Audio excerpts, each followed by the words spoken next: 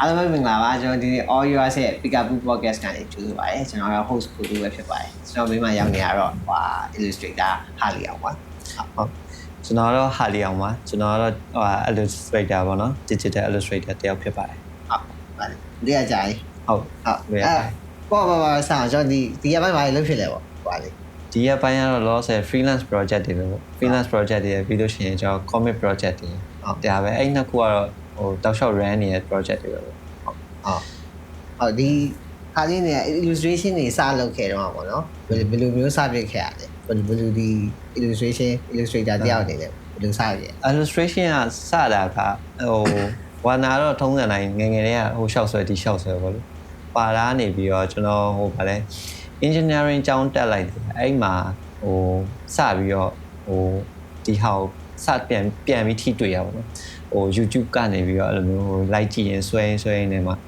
အဲ့အကြောင်းပြီးတော့ engineer အကြောင်းပြီးတော့ engineer ဆက်မလုပ်တော့ပဲနဲ့ဒီဟာနဲ့ပတ်သက်တဲ့ဟာပဲအလုပ်လျှောက်တော့မယ်ဆိုပြီးတော့အဲ့မှာစဖြစ်တယ်စဖြစ်တော့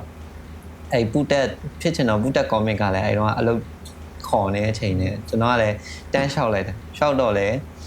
ဘာမှမသိဘူးဆိုတာအဲ့ဒီ digital tools တွေလည်းမသိဘူး Photoshop တွေလည်းမသိဘူးဒီတိုင်းပဲဟိုလှုပ်ချင်စိတ်နဲ့ပဲလျှောက်လိုက်တယ်လျှောက်ရနေပြီးတော့အဲ့မှာ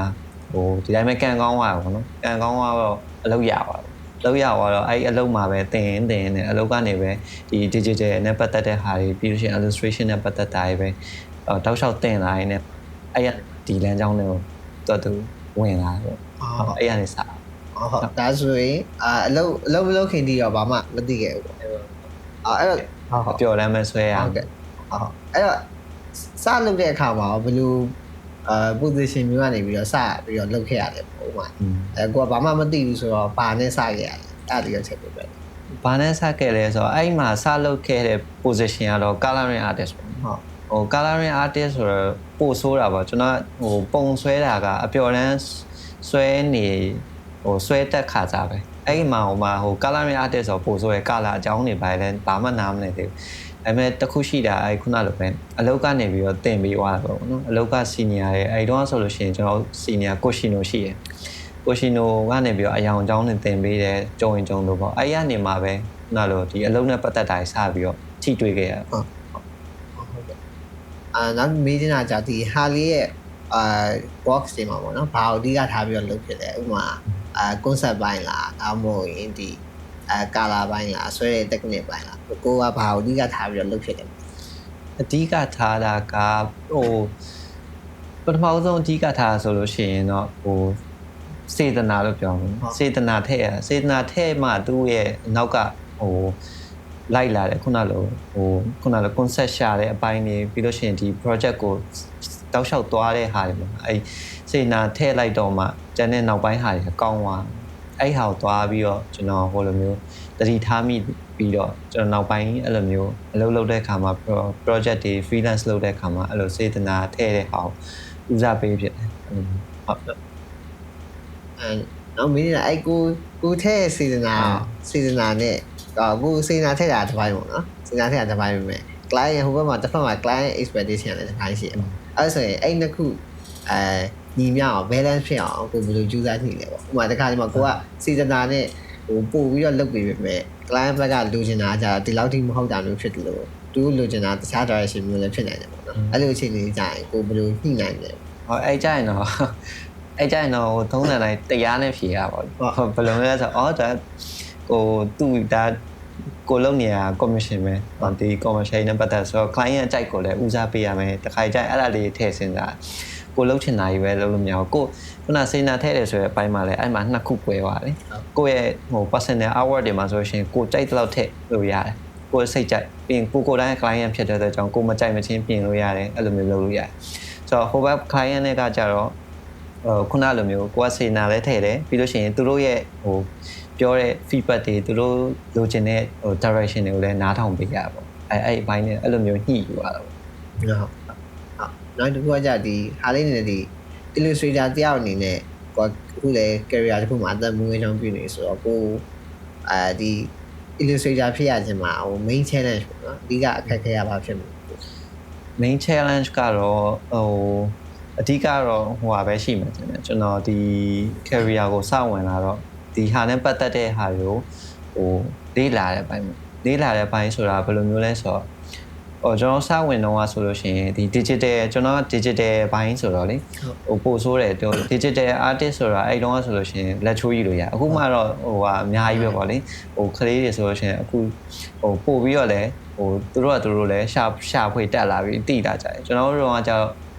ဟိုလက်ချိုးကြီးလို့ရတဲ့လူအနည်းစုလေးမှာဟိုအဲ့လိုမျိုးစပြီးတော့ချင်းကက်ခဲ့ရတာဆိုတော့ခုနလိုမျိုးကိုယ့်ရဲ့ senior တွေဟိုကိုယ့်ရဲ့ဟိုအားကြတဲ့ဟို senior တွေကိုအနီးကပ်လိုက်ပြီးတော့အဲ့လိုမျိုးဟိုလေးလာခဲ့ရတာဆိုတော့အဲ့လိုမျိုးဆက်ချင်မှတော့ခက်ခဲရှိတယ်ဒါပေမဲ့အခုဒီဟာကတော့ဟိုဒီဘက်ခေတ်ဟိုဒီလူငယ်မှာဆိုလို့ရှိရင်တော့အဲ့ဟာတော့နည်းနည်းတော့တိတ်ရှိတော့မှတော့မထင်ဘူးပေါ့လေဆိုတော့သူတို့လေးလာလို့ရတဲ့ဟိုအောက်ဆိုစအများကြီးပဲဆိုတော့အဲ့တစ်ခုပဲကျွန်တော်တော့ဆိုလို့ရှိရင်အဲ့ဒါပဲရှိဟုတ်ပြီးတော့အခုဒီဘက်လက်ရှိကိုရောက်လာတဲ့အချိန်မှာအခု freelance ဟိုမှာလုပ်နေတဲ့အချိန်မှာရောက်ရှိလာဆိုလို့ရှိရင်တော့တခြားထွေထူးထူးမရှိဘူးဒီတိုင်းပဲဟိုကျွန်တော်ဟိုထုံးစံတိုင်းပြီးပြတ်တာပါညာဒါလောက်ပဲရှိအဲ challenge တွေကအရင်အကြီးမရှိဘူးအဲခုနကလေးလာတာလောက်ပဲရှိဟုတ်နောက်မင်းနာကြဒီအားလေးနဲ့ကိုအခုလုပ်နေတဲ့အလုပ်ပေါ့နော် illustration အနေနဲ့career လုပ်နေတဲ့အလုပ်ပေါ်မှာကြီးနှံမှုရှိတာပေါ့နော်ဘာများကိုအားမရတာရှိတယ်ကြီးနှံမှုရှိလားဆိုတော့ဟိုဘယ်ဟိုကိုတော့အများတန်းကြီးနှံမှုတော့ရှိမှာမျိုးပေါ့လေဘာလို့ဆိုကိုပိုကောင်းအောင်လုပ်မယ်ဆိုတာမျိုးပဲစဉ်းစားနေရဆိုဟိုအဲ့တခုတော့ရှိတယ်ကျွန်တော်ပိုကောင်းအောင်ဆိုတဲ့နေရာမှာဟိုကိုလည်းပါတယ်လို့ပြီးလို့ရှိရင်ကိုယ့်ရဲ့ခုနလို award တွေဟိုစူးစမ်းအထုတ်တဲ့အပေါ်မှာလည်းအဲ့လိုဟိုကိုနည်းအားမရအောင်အဲ့လိုမျိုးဖြစ်နေပို့ပြီးတော့ကောင်းအောင်ပဲဟောဖြစ်နေတော့အဲ့လိုမျိုးဟုတ်ကဲ့ပိုကောင်းအောင်လုပ်မယ်ဆိုတော့နောက်ထပ်ကောဟိုဟာလေးနေဘာတွေကိုexplore ထပ်လုပ်ချင်တယ်ပေါ့ဥပမာ animation ဘိုင်းလားတခြားဘယ်ဘိုင်းတွေမှာဒီကို career နဲ့ပတ်သက်ပြီးတော့ပေါ့နော် explore လုပ်ချင်တယ် explore လုပ်တာတော့ဟုတ်တယ်ကျွန်တော်အခုလက်ရှိဟိုစိတ်ဝင်စားနေအရင်ကတော့စိတ်ဝင်စားကြအခုမှကိုယ့်ကိုစိတ်ဝင်စားတာဆိုလို့ရှိရင် design ဘိုင်းဟုတ် design ဘိုင်းဆိုတော့ခုန illustration နဲ့ design တွေကဟိုမတိမတာလေးနည်းနည်းတွဲနေတယ်လို့ခံစားကျွန်တော်လုပ်နေတဲ့အခါမှာလေတွေ့ရတယ်တချို့ဟာဆိုရှင်ဥပမာကျွန်တော်အခုလုပ်နေတဲ့တချို့ project တွေဆိုရှင် poster illustration တွေပါဆိုရှင် illustration ပဲတခါရတဲ့ poster design ဘိုင်းတွေပါလာ design thinking တွေပါညာဆိုတော့အဲ့ဒီဟာကြောင့်ကျွန်တော်ဟိုတိတ်ပြီးတော့နားမလည်သေးတဲ့ level ထဲမှာပါတော့လေဟိုထိတွေ့ဘူးရဲ့အတိုင်းပဲတိတ်ချာလေးနက်မလေးလာပြောဆိုတော့အဲ့လို design ဘိုင်းတွေပါတွေဘက်ကိုexplore လုပ်ဖြစ်ဖို့တော့ရှိဟုတ်ကဲ့ဟာလေးနေအခုinspiration ရောပေါ့နော်အခု box တွေမှာ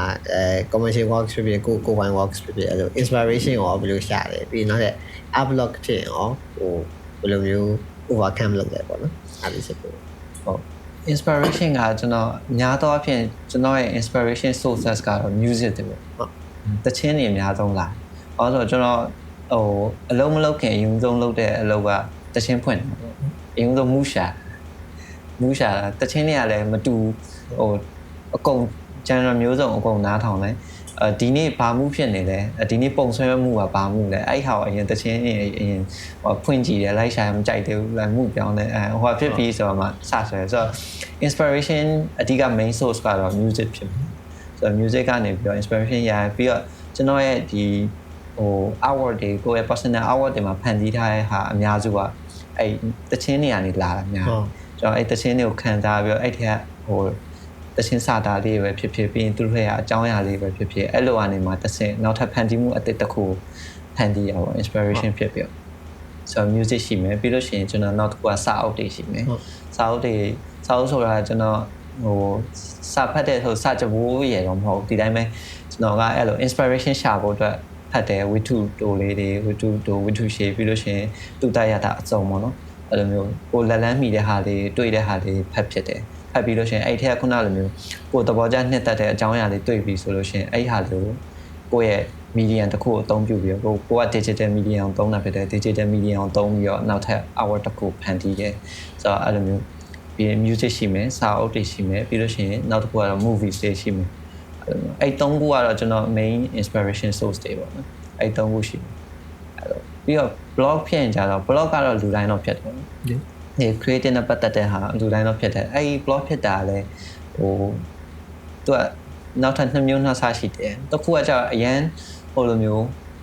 ဘယ်လို energy တွေအရန်တစ်ခုဒီ project တစ်ခုပေါ်မှာ energy အရန်ထုတ်ပြီးတော့ energy ban out ဖြစ်သွားတဲ့အခါ creative ကုန်သွားအမျိုးလည်းဖြစ်အဲ့တိုင်း block ဖြစ်သွားတယ်နောက်ဟာစက်မထွက်တော့နောက်တစ်ခုကကျတော့ဒီကကျတော့အရန်အလွန်ကျွံသုံးချလိုက်တဲ့အခါ block ဖြစ်သွားတော့နောက်တစ်ခုကကျတော့လုံးဝမသုံးတော့ block ဖြစ်သွားဟိုလုံးဝမသုံးပဲကြာကြီးပြစ်ထားလိုက်တဲ့ခါကျတော့ရှင်ဘာမှ creative နဲ့ပတ်သက်တာတွေမထိတွေ့တော့တာလေခုနလိုမျိုးဟိုအော်အသက်တွေမရှာဖွေတော့တာဟိုပြောရင်တော့ပြင်းသွားတော့ကွယ်အဲ့နောက်လိုက်သွားတဲ့ခါကျတော့ရှင်က block ဖြစ်သွားတယ်ဆိုတော့အဲ့လို block ဖြစ်သွားလို့ရှင်ကျွန်တော်2မျိုးလုံးတော့ဖြစ်ဘူးဖြစ်လဲဖြစ်နေတော့အခုအဲ့ဟာတန်တရားလဲအဲ့ဒါလည်းတော့ဖြစ်ပြီဆိုလို့ရှင်တော့အဓိက creative block ဖြစ်ပြီဆိုလို့ရှိရင်ဟိုကြော်တာမကြော်တာထက်ဆိုင်ပထမဦးဆုံးအရင်ဟိုဖြစ်ရမှာအဲ့ကိုအရင်သိဖို့ပဲပေါ့နော်ကိုအရင်သိရဲဆိုတာကိုက creative block ဖြစ်နေပြီဆိုရဲစိတ်ကိုစိတ်ထဲမှာဖြစ်လာပြီဆိုတော့ကိုကအဲ့သိစိတ်ကိုပြန်ပြီးတော့သုံးသပ်ပြီဆိုရင်ဖြစ်နေပြီဆိုတာသိပြီဆိုလို့ရှိရင်အဲ့ဟာကိုအမြန်ဆုံးပြန်ထုတ်ဖို့ပေါ့ပြန်သူကအဲ့ creative block ကိုမထုတ်ဘူးဆိုလို့ရှိရင်အမြန်ဆုံးမထုတ်ဆိုရှင်ဘာဖြစ်နိုင်လဲဆိုတော့အဲ့ creative block ကနေမှနောက်ဆက်တွဲအနေနဲ့ဟိုခုနလိုမျိုးလုံးမပြီးတာတွေတင်လားလုံးမပြီးတာတွေပြီးလို့ရှိရင်ကိုယ် project တွေ delay ဖြစ်တာတွေအဲ့ရနေမှာတဖြည်းဖြည်းနဲ့ဘယ်ကိုဦးတည်သွားလဲဆိုလို့ရှိရင်ကျွန်တော်ဟို depression ဝင်လာတာတွေတင်လား pressure တွေပြီးတာပဲ depression အဲ့ဟာတွေကသူ့နောက်ဆက်တွဲရဖြစ်လာနိုင်ဖြစ်လာတော့အဲ့ creative block ကိုတိပြီးဆိုလို့ရှိရင်ကို block ဖြစ်နေပြီဆိုတော့တိပြီးဆိုလို့ရှိရင်ကိုယ့်ကိုတိစိတ်နဲ့ပြန်ထိန်ပြီးလို့ရှိရင်ကိုဒီဟာကို creative block ဖြစ်လို့ရှိရင်ငါပါရင်လည်းလုပ်လို့ရှိရင်ပြန်ကူစားမယ်ဆိုရင်ကိုယ့်ရဲ့ခုနလိုမျိုးကိုတိစိတ်နဲ့ပေါ့နော်ကိုပါတယ်ကိုလုပ်လို့ရှိရင်ပြန်ပြီးတော့အငြင်းကျင်စိတ်တွေဖြစ်လာတယ်အဲ့ဒါတွေကိုရှာဖွေရပါပေါ့ဒါကလူတယောက်ချင်းစီမှာအဲ့လိုမျိုးကိုယ့်ရဲ့ creation ဟိုခုနလို inspiration ရှာရတဲ့ sources တွေမတူအဲ့ဒါခုနလို blocking နဲ့ဟို inspiration sources တွေနဲ့တော့ချိတ်ဆက်တယ် block ဖြစ်ပြီဆိုလို့ရှိရင်ကိုယ့်ရဲ့ inspiration sources တွေကိုအများဆုံးလိုက်ရှာအဲ့လိုမျိုးခုနလိုတချင်းနားထောင်တာဆိုရင်တချင်းတွေရှာပြီးတော့ပြန်ပြီးတော့ဟိုဘယ်လိုမျိုးလဲပြန်ခေါ်လာတဲ့မှာပြန်ခေါ်လာလို့ပေါ့အဲ့လိုလုပ်လို့ရတယ်ပြီးတော့ကျွန်တော်ရဲ့နောက်တစ်ခုဟိုဗာလဲ blog ဖြစ်ပြီဆိုလို့ရှိရင်အသုံးပြုတဲ့နည်းတစ်ခုကတော့ကျွန်တော်ဟိုအပြင်ထွက်ပြီးတော့ site တစ် site ပေါ့များတော့ဖြစ်ကျွန်တော်လက်ဖိတ်ဆိုင်ကိုသဘောကျဘာလို့ဆို ambience အတန်တွေကိုနားထောင်ရကြိုက်တယ်ဆိုတော့အဲ့လိုမျိုးလက်ဖိတ်ဆိုင်တစ် site မှာထိုင်နေပြီးလို့ရှိရင်ကျွန်တော်ဘာမှဟိုအလုပ်ကြောင်းလည်းမစဉ်းစားဘူးဟိုဘာအကြောင်းမှမစဉ်းစားဘဲနဲ့ဒီတိုင်းအဲ့ MBS အတန်တွေကိုနားထောင်ပြီးဒါကျွန်တော်ရဲ့တနည်းအားဖြင့်ခုနလို inspiration ပြန်ယူတဲ့နေရာတစ်ခုပဲဒါကတော့နေရာအနေနဲ့ place အနေနဲ့ဖြစ်သွားတာပေါ့ဆိုတော့အဲ့နေရာမှာတွားပြီးတော့အဲ့လိုမျိုး healing ပြန်လုပ်တယ် healing ပြန်လုပ်ပြီးတော့အဲ့ blog ကိုကြော်တယ်ပေါ့အဲ့ဆိုအဲ့ blog ကြော်ဖို့ဆိုလို့ရှိရင်တနည်းအားဖြင့်ကိုယ့်ရဲ့ inspiration sources ကိုကောင်းကောင်းသိရအောင်အဲ့လိုမျိုးချိတ်ဆက်နောက် Facebook မှာဟာလီရဲ့ page တစ်ခုပြတဲ့ဟာလီ up နော်နဲ့ comment စာလေးတွေ့ရပါတော့အဲ့ဒါလေးလည်းအတော်လေးကြီးရဆိုအဲ့ဒါလေးဘယ်လိုစပြခဲ့လဲဆိုတာလေးပြောပြပေးပါဦးအဲ့ abnormal comic ကဒီဟာလီအောင်ဆိုပြီးတော့ကိုယ့်ရဲ့ personal brand မလုပ်ခင်အဲ့ကောင်ကအရင်လုပ်ဖြစ်တာပေါ့ဟိုတနည်းအားဖြင့်ကျွန်တော်ရဲ့ plan ထဲမှာမပါဘူးအဲ့ page ကမပါဘဲနဲ့ဘယ်လိုဖြစ်သွားလဲဆိုတော့ဒီတိုင်းပဲဒီဘက် kit ပေါ့လေဒီဘက် kit ကျွန်တော် career တွေမှာတွေ့ရတာတွေပြီးလို့ရှိရင်ဒီလိုမျိုးလုပ်ငန်းခွင်မှာပတ်သက်တဲ့အဲ့လိုမျိုးဟိုရှိကြမောဆရာလေးတွေပြီးလို့ရှိရင်အလွယ်လေးတွေတချို့ပြောချင်တဲ့ဟိုတချို့ဟိုတယောချင်တာလေးအဲ့လေးကိုလုံနေမှာဆိုပြီးတော့ plan မရှိဘဲနဲ့ထားလုပ်လိုက် plan မရှိဘဲထားလုပ်လိုက်တာဒီတိုင်းအစအဲ့ page ကဟာဒီ page နာမည်ဟာလီပဲဆိုတော့နောက်တော့မှဒါကျွန်တော် personal brand တက်ခွဲထွက်ချင်လို့အဲ့ကောင် abnormal comment ဆိုပြီးတော့နာမည်ပြန်ချိန်လိုက်တာပေါ့ဆိုတော့အဲ့ကောင်က plan မရှိပဲနဲ့အဲ့လိုတယောစားတွေပြီးလို့ရှိရင်ခုနလိုရှိကြမောကြရလှုပ်ချင်လို့ဆိုပြီးတော့လှုပ်ဖြစ်လိုက်တာဒါပေမဲ့အဲ့ကောင်လေးကတော့သူမထင်မှတ်ထားပဲနဲ့ဟိုလူတွေက relate ဖြစ်လို့ထင်တယ်အဲ့လိုမျိုးသဘောကျကြအဲ့ဟာဖြစ်ဟုတ် page တော်တော်များများလည်းပြန်ပြီးတော့တင်ကြပါဘူးဟုတ်ဟိုတချို့ page တွေကတင်လာဆို engagement ဟိုဟာဒီ page တော့ပုံများနေဟာလည်းတင်ရပါတော့အဲ့ဒီဟုတ်ဒါဆိုကြတော့ဟိုဒီလုံးillustrator အနေနဲ့အဲ့လိုcareer တစ်ခုကိုရွေးချယ်ခြင်းတဲ့လူငယ်ရှိရပေါ့နော်ထင်နေကြတယ်ရှိရအဲ့လိုသူတို့တွေဆိုရင်ရောသူတို့တွေအတွက်ဘယ်လို tips တွေပေးခြင်းလဲပေါ့နော်ဘယ်ကနေစတင်နေထင်လဲဟိုတကယ်လို့ကိုကဟိုဒီ illustrator အနေနဲ့အသက်မူရမယ်ဆုံးဖြတ်ချက်ချပြီဆိုရင်ဘာတွေကနေစလုပ်တင်တယ်လို့ tips တွေပေးခြင်းလဲဟုတ်အဲ့ဒီ career ကိုလုပ်တော့မယ်ဆိုလို့ရှိရင်အဓိကဟိုခေါင်းထဲမှာဟိုလိုမျိုး ဟိုတန်မို့ဆွဲလို့ရိုက်ထားမှာယုံကြည်ချက်ပေါ့လေယုံကြည်ကိုတောက်လုံးမယ်လို့ဆုံးဖြတ်ထားပြီးွားပြီဆိုရှင်ဒီကိုဒီဟာကိုဒီနေရာဒီလိုမျိုး illustrator ဖြစ်ရမယ်ဆိုရှင် illustrator ဖြစ်ရမယ်ဆိုတော့ဟိုယုံကြည်ချက်တစ်ခုချမှတ်ပြီးွားလို့ရှင်တခြားဘာမှအဝင်မခံနဲ့တော့အဲ့တစ်ခုတော့လိုအပ်တယ်ဟိုကျွန်တော်ရှေ့တော့လောက်ခဲ့တော့ဆိုလဲဟိုပြောရရင်တော့ဟိုရောင်ဒီရောင်ပေါ့လေဒီလိုမျိုးကိုယ့်ရဲ့ main carrier ကိုတော့မှမတတ်မှတ်သေးဘူးဟုတ်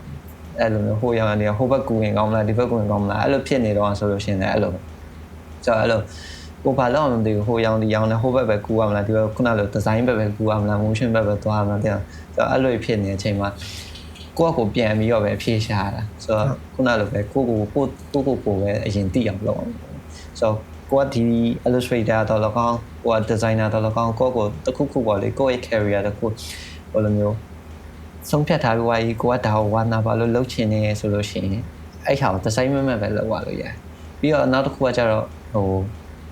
ကျွန်တော်အခုအတန်းလေးတင်တော့လေအတန်းထဲမှာအဲ့လိုမျိုးတင်တန်းပြီးွားလို့ရှိရင်အများနဲ့အဲ့ဒီအခုနောက်ဆုံးမေးခွန်းလေးကိုပဲအဲ့လိုသူတို့ဟိုပြောဖြစ်တယ်ဟိုစကားလက်ဆောင်လုပ်နေတယ်ဆိုတော့ဘယ်လိုမျိုးလဲဆိုတော့အဓိကဒီဘက်ခင်မှာဟိုဒီကလေးတွေပေါ့လေနောက်တက်တဲ့ကလေးတွေဆိုလို့ရှိရင်ဘာဟိုဖြစ်လဲဆိုတော့သူတို့စိတ်မှာဟိုသွားတွေ့ရတကူကလောတယ်ဆိုတော့ဖြစ်ချင်စိတ်လောတာဘာဖြစ်လို့လဲဆိုတော့ဟိုအင်တာနက်ပေါ်မှာအများကြီးအလွယ်တကူတွေ့ရတော့လွယ်တကူတွေ့ရသူများတွေကဘာတွေလုပ်နေပြီသူများတွေကဘာတွေလုပ်နေအများကြီးမြင်နေရတော့သူတို့မှအဲ့ဒါတွေကိုမြင်ပြီးတော့အဲ့လိုမျိုးချက်ချင်းဖြစ်ရှင်တဲ့စိတ်လောကြအဲ့ဟာကိုတော့တွေ့ရတယ်ကျွန်တော်တင်တန်းသား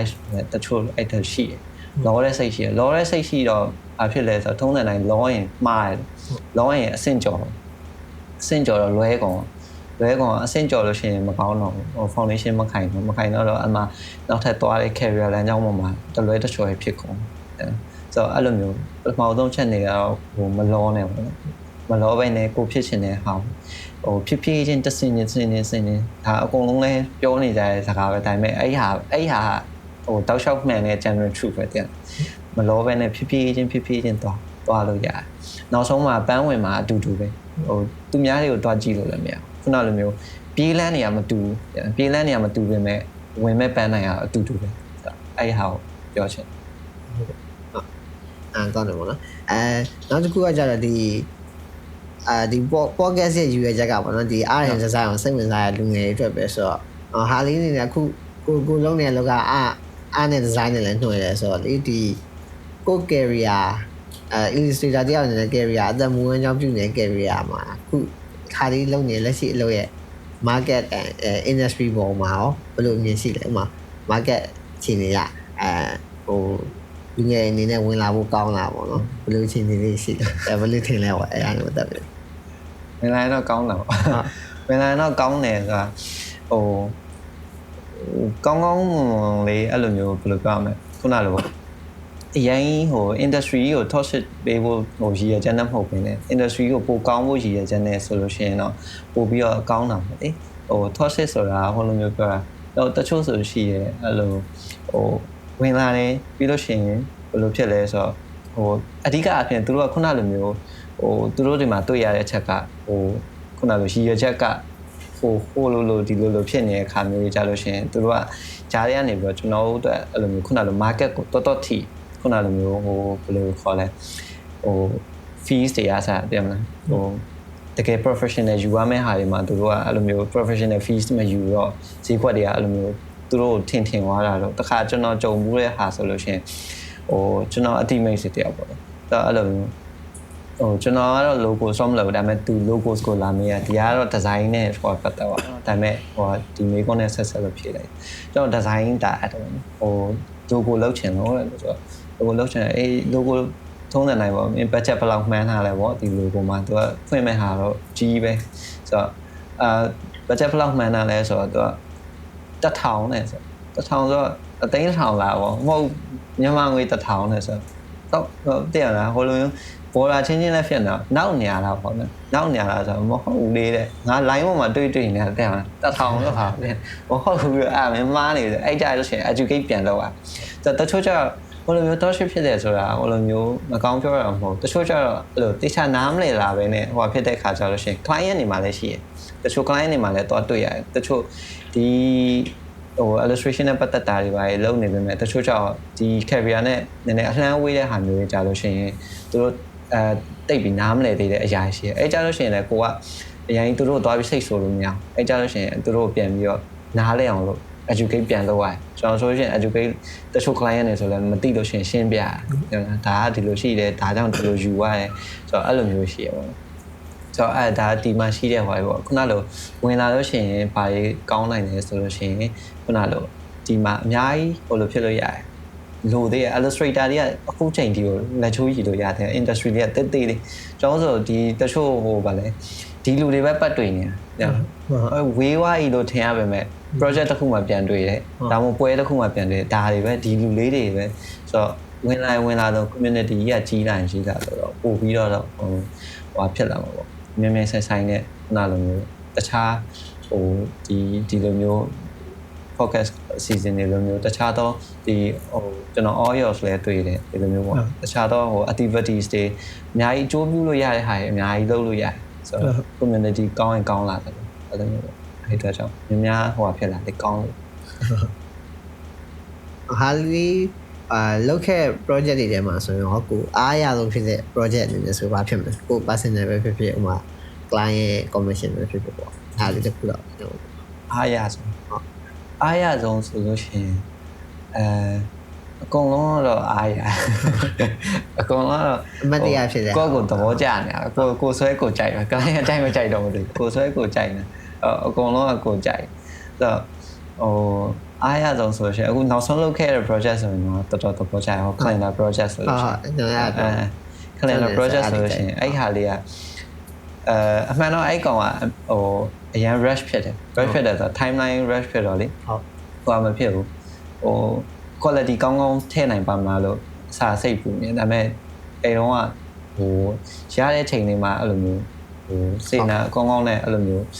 effort အကုန်ထည့်လိုက်လို့လားမသိဘူးအဲ့ဟာလေး result ထွက်လာတော့ result လည်းကြိုက်တယ်အဲ့လိုမျိုးသူကလည်း timeline ကလည်း fit ဖြစ်သွားအဲ့ project ကတော့တော်တော်သဘောကျရဲ့ project ဟုတ်အဲ့ဒါလေးဆိုလဲဟိုအားလေးအဲ့ timeline က rush ဖြစ်တယ်ပြောပြမယ်အဲ့ဆွဲထားတဲ့ဟာလေးဆိုဟိုconcept ပိုင်းကဟိုဟာဘယ်လိုပြောမလဲအနုစိတ်တယ်ပြောလို့ရတာပေါ့နော် data တွေးပြီးတော့ဒီလာမှာဆိုပါလေးတင်တော်တယ်စသဖြင့်အဲ့လို data တွေးပြီးတော့ဆွဲထားတွေ့ရတယ်ပေါ့နော်အဲ့လိုမျိုး idea generate လုပ်တဲ့အခါမှာရောဟိုဘယ်လိုမျိုးစစဉ်းစားပြလဲဟိုမှာ mind map လုပ်ကြမျိုးရှိလားဒါမှမဟုတ်ဟိုတခါနဲ့ဟိုလုံနေနေပဲတွေးတော့မျိုးလားဘယ်လိုမျိုးလဲတခါလေး plan ချရတာပေါ့နော်အဲ့ technique လေးလည်းသိကြတယ် idea ထုတ်တာကကျတော့ဟိုအဓိကခေါင်းထဲမှာ visual အရင်လောက်တာများဟိုအဲ့ project ဆိုလို့ရှိရင်တချို့ဟိုအဲ့ထဲကဟိုတချို့လာတွေအတွက်ဆိုလို့ရှိရင် client နဲ့ brief လုပ်နေနေခေါင်းထဲမှာဟိုတစ်ခါမြင်သွားတဲ့အမြင်ရှိတယ် visual ရှိတယ်ဆိုတော့ဟိုအဲ့မေလာတော့ပါဆိုလို့ရှိရင်ကျွန်တော်ဟိုဘာလဲလောက်သမားနေတာဟုတ်ဆိုဟို game ပုံစံလေးဟိုဘက်ဒီဘက်ချနေဟိုအပေါ်တွေးပါတန်းအဲ့ဟာဆိုရှင်သူပြောတဲ့အဲ့ဒီမှာဟိုလောက်သမားဟိုမှာပြောတာဟိုပိုးကောင်လေးနဲ့ချကြမယ်ဆိုတော့ okay အဲ့မှာခေါင်းထဲမှာဟိုဘယ်လိုဆန်းဆန်းလေးဖြစ်အောင်စဉ်းစားမလဲဆိုတော့ကြိုစဉ်းစားမိရဲ့ဟာမျိုးလည်းရှိတယ်ကြိုမစဉ်းစားမိရဲ့ဟာမျိုးကြလို့ရှိရင်ဘယ်လိုမျိုးဟိုဖြစ်လဲဆိုလို့ရှိရင်ကျွန်တော်ဟို idea ထုတ်တာခုနလိုများသောအားဖြင့်အဲ့အလုံးစပွဲရှိမှာထိုင်ပြီးတော့ဆိုလို့ရှိရင်မထွက်တော့အခုနကကျွန်တော်ရှောက်သွားတယ်လက်ဖေးတိုင်သွားထိုင်လိုက်စပိန်လေးနဲ့ရှောက်သွားလိုက်နေမှာအဲ့လိုဖက်ကနေဘုံနဲ့ပေါ်လာလို့ရှိရင်အကောင့်မှတ်ထားလိုက်ကျွန်တော်အဲ့လိုကျွန်တော်ရဲ့ idea generate လုပ်တဲ့ပုံစံအဲ့လိုရှောက်သွားတယ်ဟိုသွားလိုက်ဒီသွားလိုက်ဟိုဆိုင်ထိုင်လိုက်ဒီဆိုင်ထိုင်လိုက်ပြီးရင်တချင်းနားထောင်လိုက်အဲ့လိုမျိုးထုတ် idea ကို generate လုပ်တယ်ကျွန်တော် idea generate လုပ်တဲ့ပုံစံအဲ့လိုပုံစံဟုတ်ကဲ့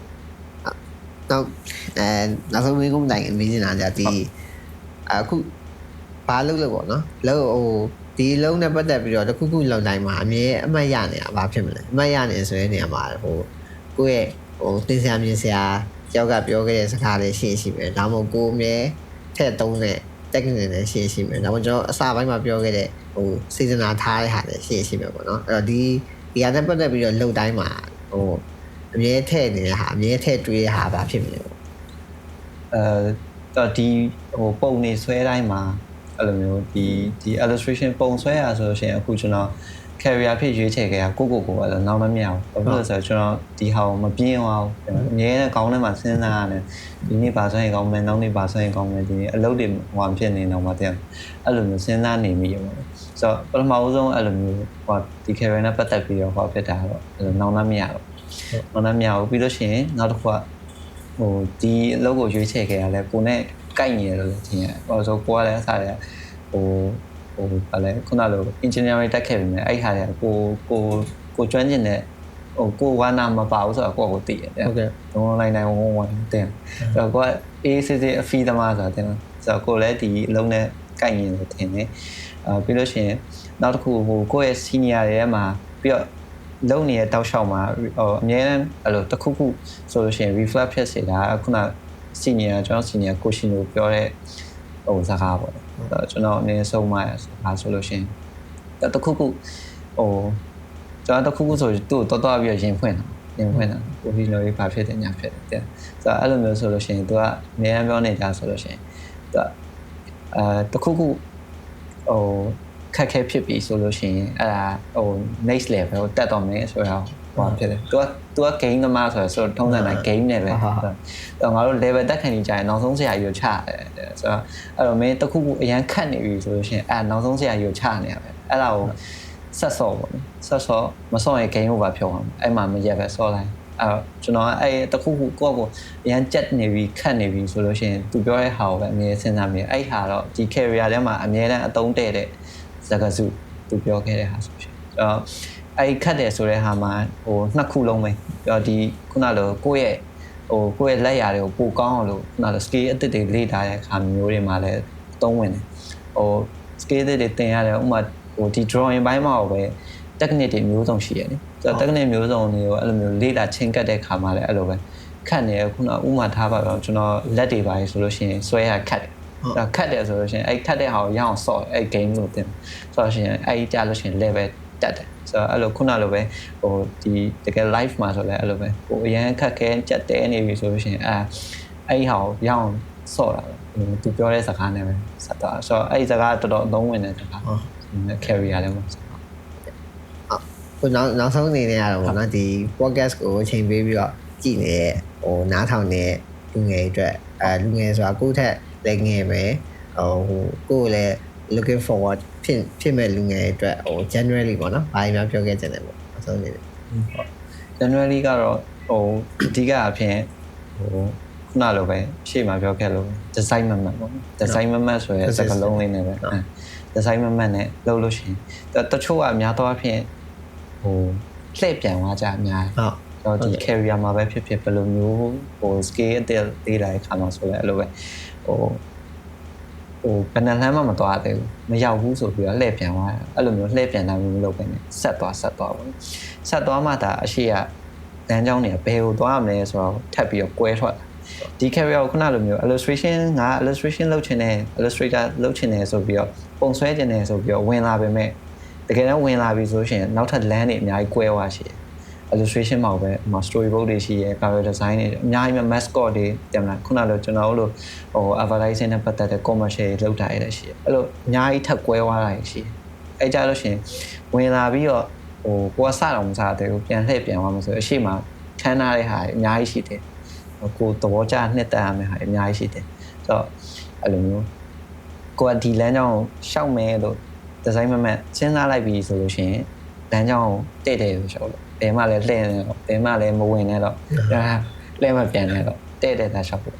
အဲ့ဒါပဲပြောချင်ဟုတ်ကဲ့ကျေးဇူးပါဟုတ်အချိန်ပြီးရှိကြပြီဟာလေးကိုကျေးဇူးတင်ပါတယ်ဟုတ်ကဲ့โอเคအခုကျွန်တော်တို့ပြောပြသွားတာတော့ဒီ illustrator ဟာလေးအောင်ပဲဖြစ်ပါတယ်ကျွန်တော်ဒီဒါကတော့ကျွန်တော် all yours ရဲ့ Peekaboo podcast ရဲ့